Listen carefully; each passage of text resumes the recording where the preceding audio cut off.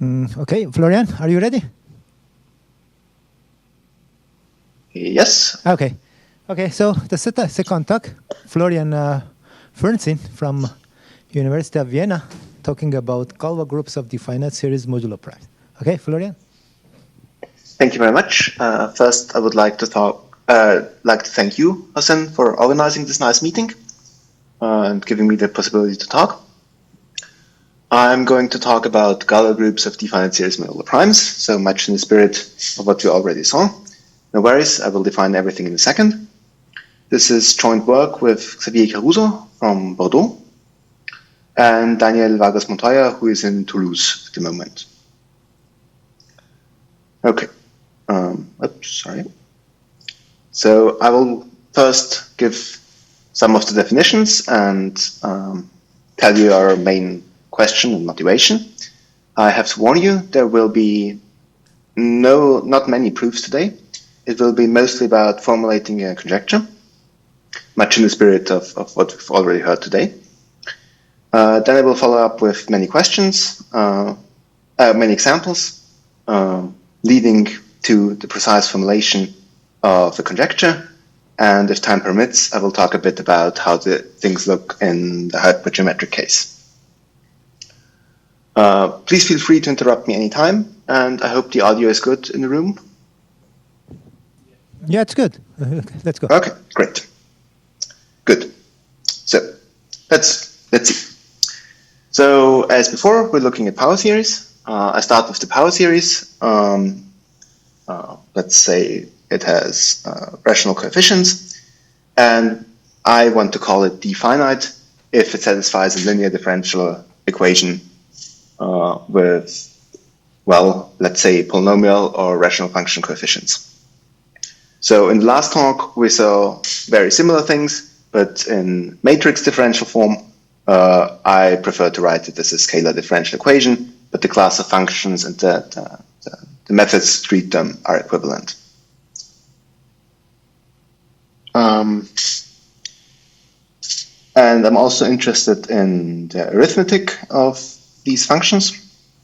So if we take a prime number, P, and suppose that our D-finite series has coefficients whose denominators are not divisible by P, then I can take the power series and reduce it modulo P by just reducing all of the coefficients modulo P. So I get something in the power series over a finite field. So much for reductions of D-finite series. There's also something about Galois groups in my title, and for Galois groups we need algebraicity. So we consider any field. In my talk, the field will be either the rational numbers or FP most of the time. And we're saying that the power series with coefficients in that field is called algebraic over the field of rational functions over the same base field, to be precise, if it is annihilated by some non-zero polynomial. Okay.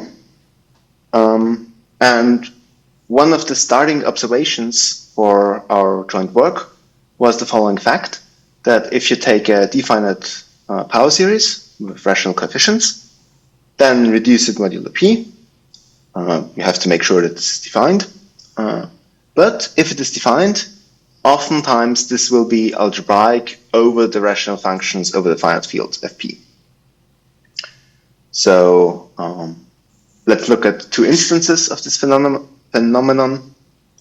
If f of x is the diagonal of a rational multivariate function, it's not too important what the diagonal is, but if you expand the power series as a Taylor series, multivariate in this case, of a rational function, the diagonal of this thing is just taking the central coefficients. So if, maybe let's make this clearer, if, let's call this big F of x is a rational function and it has power series expansion of the form C, I1, I2, Ik, x1 to the I1, x2 2 to the I2 xk to the ik.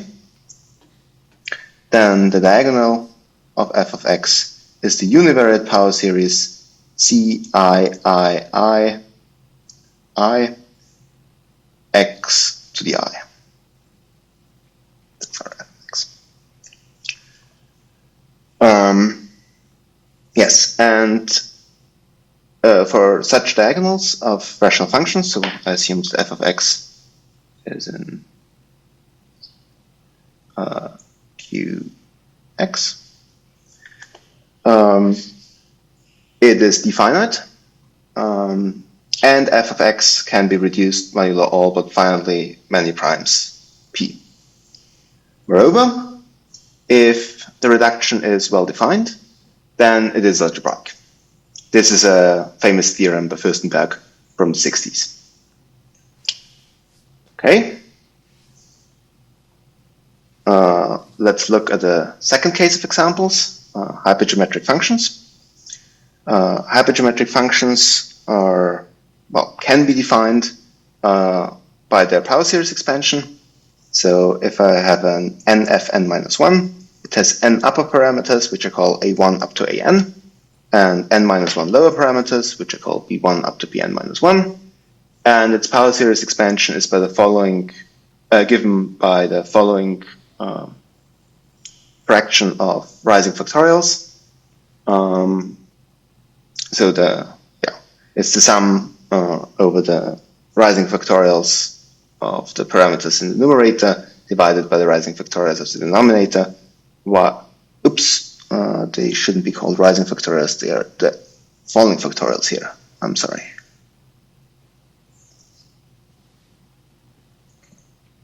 And it's just, so the kth falling factorial of a is just a times, it's a plus 1, it's rising. I'm sorry.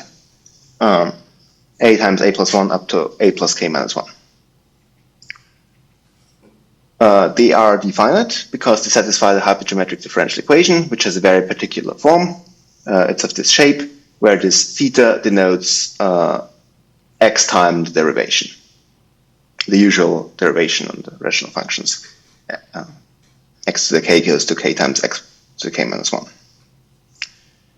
And again, if the reduction modulo p is defined, so this can be characterized when this is the case, when there are no p's appearing in the denominator of the power series expansion of such a hypergeometric function. Whenever this is defined, it is algebraic.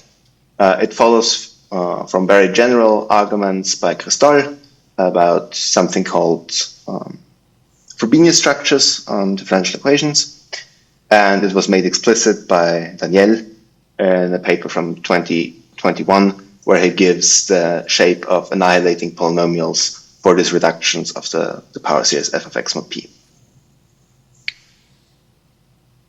Okay, and if we have something algebraic, we can try to find Galois groups attached to it.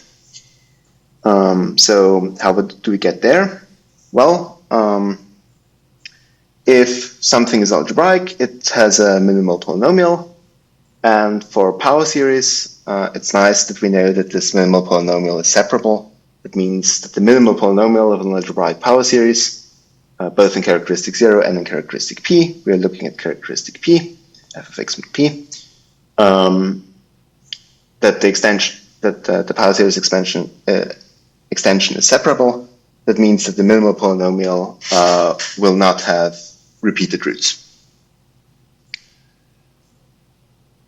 So if we take some algebraic power series, we denote by f1 up to fk all the roots of its minimal polynomial, and then the Galois group in the usual algebraic setting, just to recall, is the group of field automorphisms of k of x adjoint my power series that fix the base field k of x.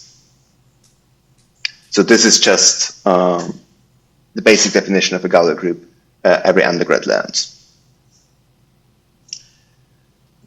And what we want to investigate now is I start with a D-finite series, f of x. I assume that for some primes p, it has no p's in the denominators of its coefficients. So I can reduce the power series modulo p. And I'm interested in the Galois groups of this reduction f of x mod p over the rational functions with coefficients in fp. And I want to know how this object that exists by our assumptions varies with the prime number p. In best case scenario, there is some kind of local global principle saying that there is something in characteristic 0 that governs the behavior of these Galois groups of the reductions of f modulo p. So some object that might be of interest is the differential Galois group of the minimal differential equation satisfied by f. And here we see the similarity to the Grothendieck p-curvature conjecture. The Grothendieck conjecture is not something about one single d-finite power series, but it's something about all solutions of one differential equation, but it's similar in spirit. It says that the nature of the solutions in characteristic 0, namely all of them being algebraic or not, has to do with something in characteristic p for almost all prime numbers p, namely in this case that there exists a full basis of solutions, or that the p-curvatures vanish, however you like to put it. Okay, so let's get to some examples. We can start with something with some power series that is already algebraic in characteristic 0. So, for example, the square root of 1 plus x. We can expand this power series. It is algebraic over q of x. And all algebraic power series are also d-finite. This is a well-known fact, at least already known by Abel in 1827. Also, f of x can be reduced modulo almost all prime numbers. So Eisenstein also was mentioned already today. It's called Eisenstein's theorem that only finitely many prime numbers appear in the coefficients of algebraic power series. It appears in Eisenstein's very last paper and without the proof. And the first proof was given by Heine in a series of 2 papers the year after and 2 years after. And moreover, of course, because we have something algebraic in characteristic 0 already, if we pass the positive characteristic by just reducing the coefficients, it stays algebraic. Here the argument is just take the same polynomial and reduce it modulo p. This works for almost all prime numbers. Okay, let's look at the concrete example. I mentioned the root of 1 plus x, but let's make it a bit more complicated. Look at the nth root of 1 plus x. Well, we know what the other solutions of its minimal polynomial are. The minimal polynomial is just y to the n is equal to 1 plus x. And the other roots are simply f multiplied by nth roots of unity. The splitting field of the minimal polynomial is consequently given by q, where we need to adjoin the nth roots of unity and our function. And then it's just classical Kummer theory to determine the Galois group. First we need to add all the roots of unity, and then it's a cyclic extension. So it's a routine computation to show that the Galois group of the splitting field over Q is just the semi-direct product of z modulo nz with z modulo the invertible elements in z modulo nz, where the action of one element is explicitly given by just the one group is acting by taking powers of roots of unity, and the other one is sending one root of the polynomial to another one. Okay, how do things look if we pass to characteristic P? It's clear that what we get will be algebraic, and we observe that the Galois groups are get a bit smaller. It's now the semi-direct product of Z modulo NZ with the group generated by P modulo N. So this is a subgroup of the invertible elements in Z modulo NZ as soon as P does not divide N. Okay, and what we can observe here is that the Galois group of the reduction of F modulo P, I use a slight abusive notation, I don't put the mod P here, is only depending on the congruence class of P modulo N. This is something we will see later as well, that some congruences on P will give different answers to the Galois group of the reduction of a D-finite series modulo P. Okay, let's look at a different example. We look at the following function, the exponential of the arctangent of x. It is transcendental. There are various arguments. For example, it contradicts Eisenstein's theorem. So there are infinitely many primes appearing in the denominator, so the thing cannot be algebraic. But it's D-finite. We can write down a first-order differential equation that satisfies that. Well, as I've mentioned, infinitely many primes appear in the denominator of f, but those are precisely the primes that are congruent to 1 modulo 4. No, 3 modulo 4. The primes that are congruent to 1 modulo 4 do not appear. So f can be reduced modulo all primes that are congruent to 1 mod 4. However, with a bit of work, that's not too easy, but also not too hard to show. One uses an argument, involving Klestal's theorem that makes a connection between algebraic power series and positive characteristic and p-automatic sequences. And with this, one can show that f of x modulo p always is transcendental, so there are no Galois groups to consider. So this shows that the assumption that we have to require the f of x mod p is algebraic for our investigations really is necessary. Okay, let's look at slightly different examples. We can look at this very innocent looking power series. F of x is where the coefficients of the Taylor expansion are given by the central polynomial coefficient squared. It's not algebraic over q of x. Again, there are several arguments. For example, one can use the classification of algebraic hypergeometric functions, because this function is hypergeometric, but that's just something we will maybe see later. But it is D-finite. I don't display the differential equation here. But as I mentioned, it's hypergeometric, and for hypergeometric functions, we saw that there is a differential equation.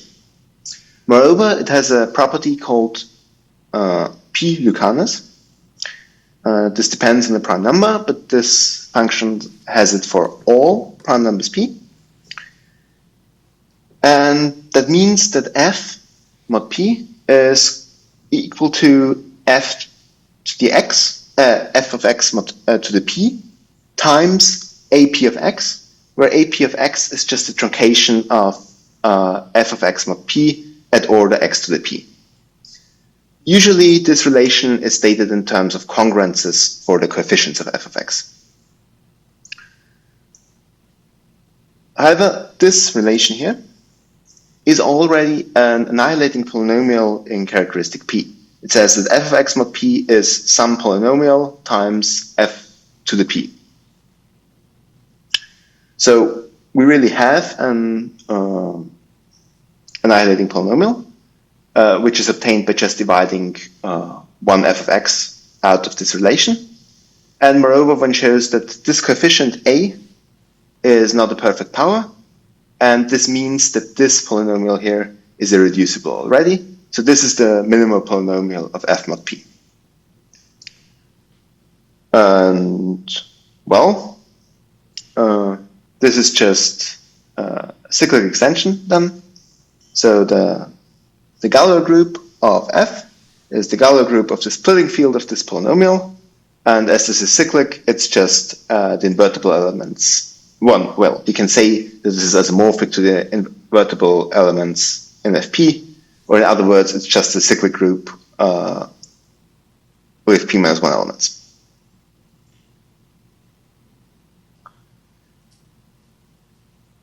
Let's look at a similar looking example. We just take the central binomial coefficients cubed instead of squared.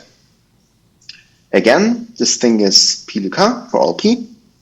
That means it satisfies this relation with p. But now something different happens. Namely, the coefficient in this polynomial is sometimes a perfect square. And as soon as this coefficient here is a perfect square, the polynomial 1 is equal to b times y to the p minus 1 splits into 2 factors of degree p minus 1 over 2. So it's no longer reducible. That means the minimal polynomial is smaller. So the minimal polynomial will be of the shape 1 is equal to some polynomial times y to the p minus 1 over 2. And we can also easily read off the Galois group here. So in the case that this annihilating polynomial splits, so if p is congruent to 1 mod 4, the Galois group will be smaller. It will be a proper subgroup of FP, of the invertible elements of FP, while in the other case, it's not. So again, we see something that depends on the congruence class of P modulo something. In this case, the something is 4. And however, it's not like in the previous example I showed where the Galois groups stayed the same. Here the groups still depend on P, but just the nature of the example differs according to this congruence relation.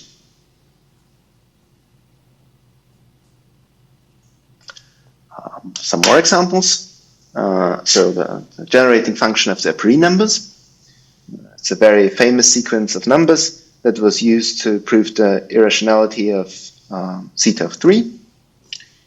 And we consider its generating function, where the Taylor coefficient is given by this binomial sum. So that's the coefficient of x to the n. Again, one shows that this function has the P Lucas property, meaning that it satisfies f of x is congruent to AP of x times f to the p, where this AP again is truncation at order x to the p. And all of this, of course, is just valid for the reductions mod p. Again, to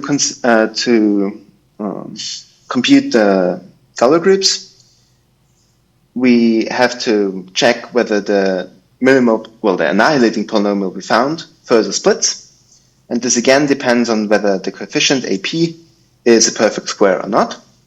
And in quite recent work, well, it's unpublished still, we just formulated as a conjecture. We observed it just by computing examples in the preprint that's online, but now we managed to prove it together with Vadim Zudilin, that this coefficient AP is a perfect square if and only if P is congruent to 1, 5, 7, or 11 modulo 24. And in the other case, it's not a perfect square. It cannot be a higher power. Let's use a different argument here. But again, this means if AP is a perfect square, the Galois group is the group of invertible squares of FP, so a cyclic group of order p minus 1 over 2, while otherwise it's the cyclic group of order p minus 1.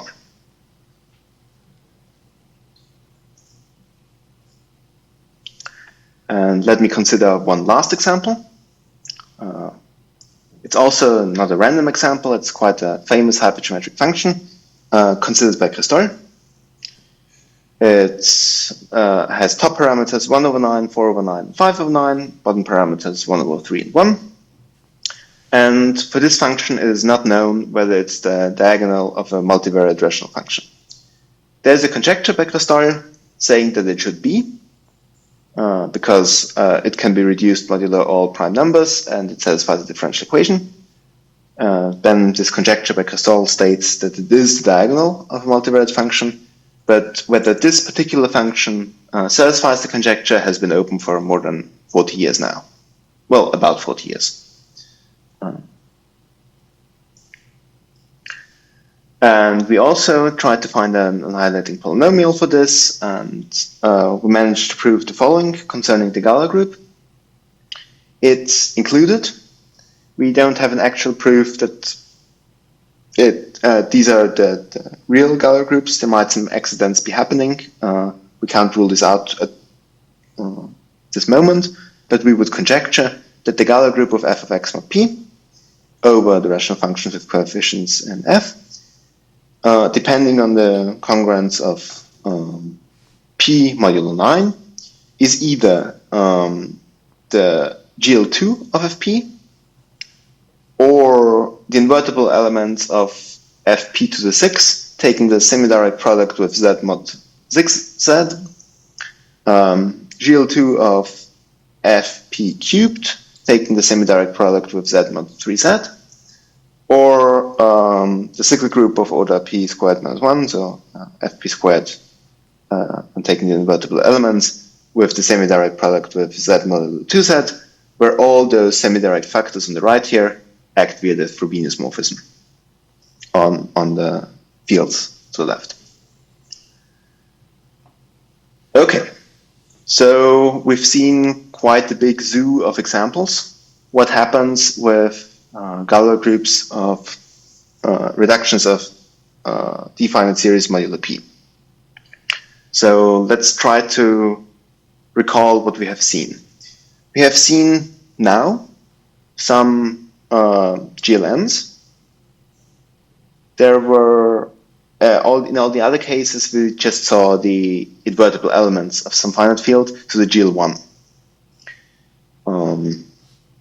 We've seen that it depends on congruence classes, modulo something. We've seen that there are strange semidirect factors. So what can we hope for? Okay, let's see. Let's start with some naive questions. We have given our D-finite function f. We want to find something in characteristic 0, uniformizing the Galois groups of the reductions of f modulo p over f of x whenever it is defined. So we need that f of x mod p is defined because there are no p's in the denominator, and it is also algebraic, as we've seen by the one example with the exponential of the arctangent.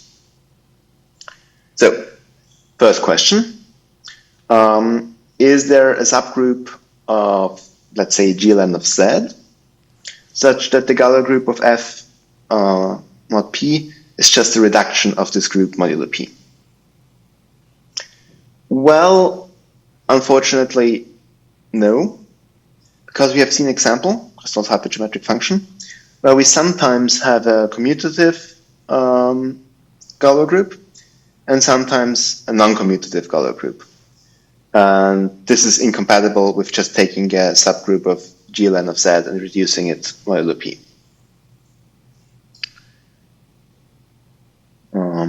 Okay, so maybe it doesn't work if you just take one group, but let's try with a family of groups.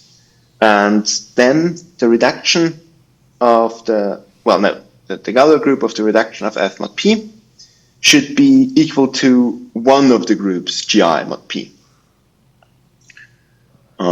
This could explain this phenomenon that we depend on a congruence class of p modulo something.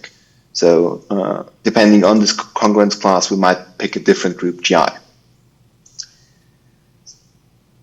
Well, again, and this time the argument is a bit more involved. But if we look at the central polynomial coefficients squared, we saw that the Galois group was always cyclic of order p minus 1. If we assume that we have such subgroups gi of GLN of z, that their reduction one of these groups always is the Galois group of F, we can arrive at a contradiction using an argument involving Chebotarev's density theorem. So unfortunately, still no. Okay, so maybe Z is too restrictive, and we allow finitely many prime numbers in the denominator, and then we have to take care a bit of how to reduce such groups. For mod P, we have to exclude a finite number of primes. We don't care about this because all of this are statements about all but finitely many prime numbers, probably. But again, the same arguments can be extended to show that this unfortunately doesn't work. So, what can we conjecture? Well, what we can conjecture is the following. We take some f with rational coefficients.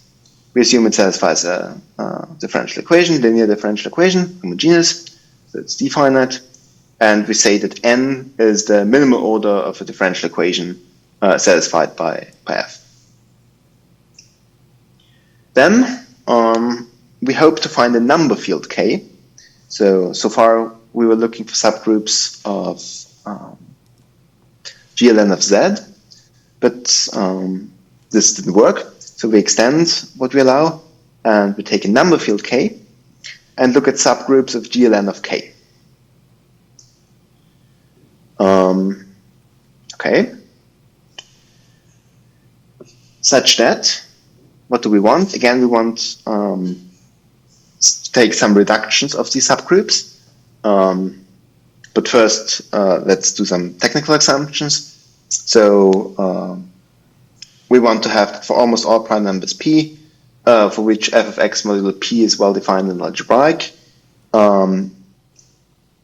that for any prime ideal of k that is above this prime number p, the residue field kp of k at p is large enough. This is just a technical assumption. I just want to state for completeness, please just forget about it again now. But the important part of the conjecture is that the Galois group of f mod p over, now here is not fp of x, but some extension of fp of x given by the residue field of k at p, is congruent to the reduction of one of the groups gi mod p. But reducing is not that easy if the group has entries in some number fields. So we have to find the right setup for reduction. So we have to take the intersection with the elements that do not contain a p in the denominator, so the localization of the ring of integers at this prime ideal p, and we look at the reduction to the residue field kp. And then we want to find that the Galois group of f mod p over the residue field is given by this correct interpretation of reduction of gi mod p. Florian? Yes? So you don't claim that each class is infinite set of primes? I mean, I state it's for almost all primes, p. What I'm saying, in all your examples, each class of primes, they were infinite number of them. Yes. And there was I'm no saying example if you have a finite number of primes with a specific Galois group. So maybe I do not have an example of this. What I do have is, well, from a differential equation, it might happen that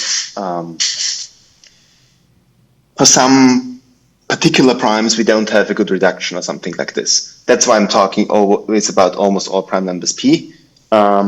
I don't know of an example where everything is well defined, but only for a finite number of primes, something different happens. If you have a nice example, I would be interested to know, of course. Okay. So under these assumptions, any of these elements are unique? For example, can you have like different n's or different number fields that satisfy this property for a given f?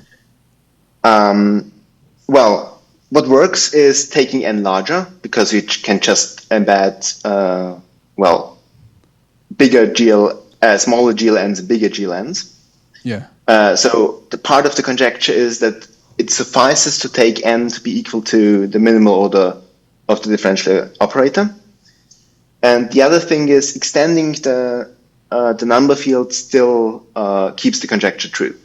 Okay. So I will say something in a minute about what k we expect here, and then any extension of this will also work. Okay.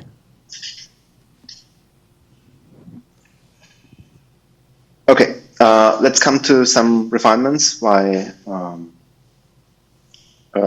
make this a bit more, the conjecture maybe a bit more natural. So the first thing is that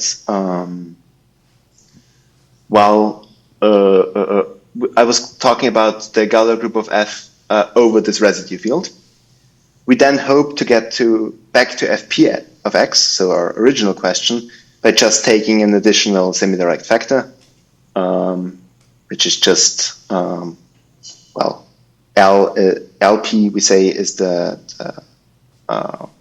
intersection of the constants appearing in L mod P.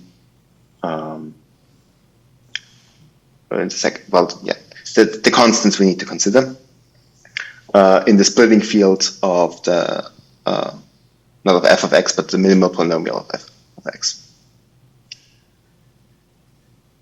The second thing is that we expect the groups GI to be somehow related to the differential Galois group of the minimal differential equation that's satisfied by f. So there's very fancy theory, the Tannakian formalism, where you consider a category of objects together with something called a fiber functor, which attaches to each object some kind of Galois group.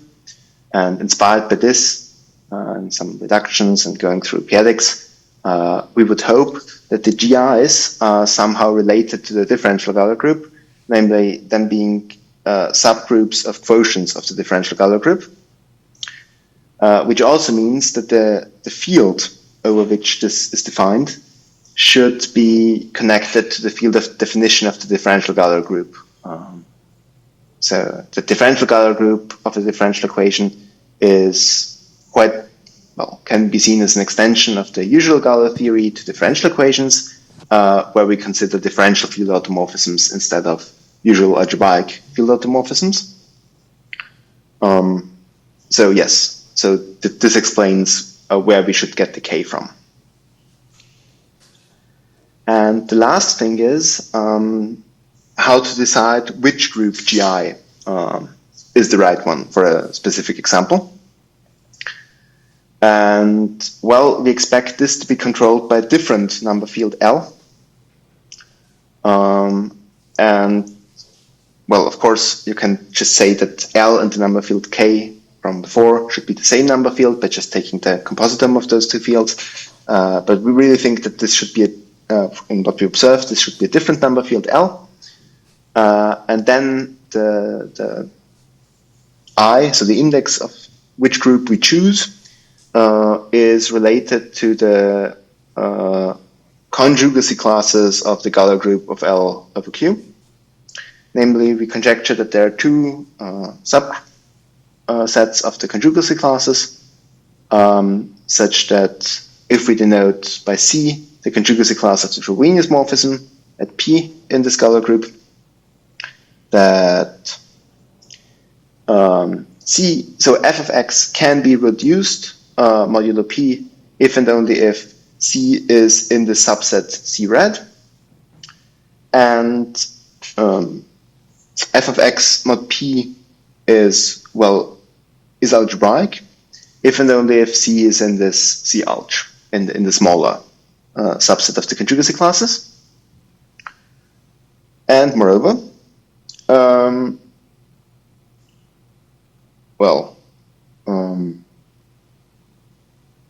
I didn't state that we could even conjecture more, namely that the precise conjugacy class in which the Frobenius morphism is, oh yes, I do, that the group depends on the conjugacy class of the Frobenius morphism. Okay, as my time is up, I will not expand on this slide. I just want to show you quite quickly that during what we developed, we gave more precise shapes for hypergeometric functions now. So this was the main class of examples we considered in our preprint. We found more precise shapes on what the annihilating polynomial of a hypergeometric function mod P should look like. This is the only thing I want you to remember from the slide.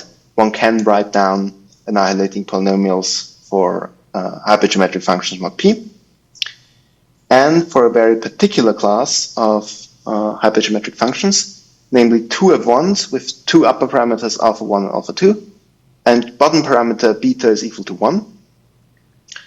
We found one group, which is where the definition is quite involved, but which does the trick for this hypergeometric function. So this group depends somehow, well, first we have to find the number field K. This number field K is, okay, it was defined in the previous slide, but it's not important. It's a subfield of a cyclotomic extension of Q. We have to take a subfield, and the intersection with R, set our group to be equal to the GL1 of this field times the mth roots of unity in this field, where m is some parameter depending on the parameters alpha. And then we need another factor in this group, this cyclic group generated by 1 plus an nth root of unity. And then these Galois groups of the 2 of 1 with upper parameters alpha and lower parameter 1 are unified by just this one group, this one object in characteristic 0. So this is a subgroup of GL1 of K. And in this particular instance, we're happy with just one group G. But to find it, one really has to work. That's all I wanted to say. Thank you. Okay, thank you.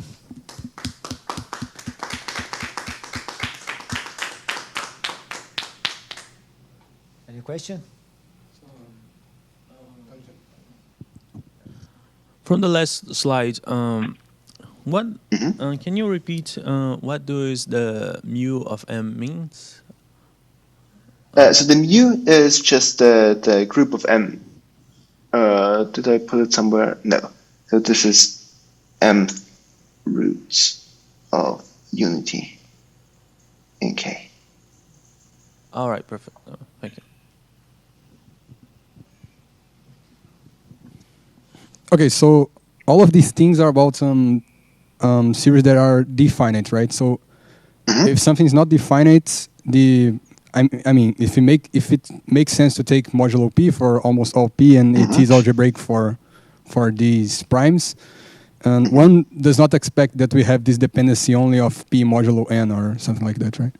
So this is probably not. So our hope in this particular instance would be that something from the differential equation controls everything. That's the intuition I didn't really give with the Tannakian formalism.